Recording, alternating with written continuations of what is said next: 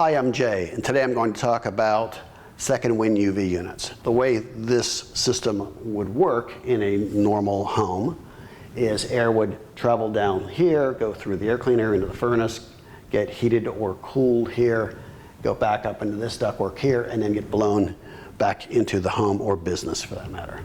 We have chosen to put the second wind UV unit in the return air duct, and the reason for that is the air velocity or speed in this section is much lower than, for instance, up here, which is the other possible location for a UV unit.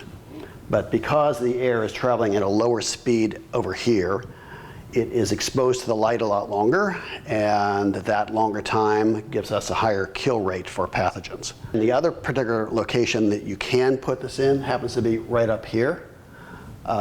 The one benefit that you have of it being up here is on some models, the light would be shining down onto the cooling coil, which is inside here that you can't see, but it would be shining down on that cooling coil so it could take care of killing any pathogens that may or may not be growing on that coil.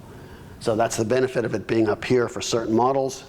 But again, my particular preference is return air duct because the air is traveling slower and that gives it a higher exposure time to the light. Thanks for watching. For additional help or questions, feel free to contact us.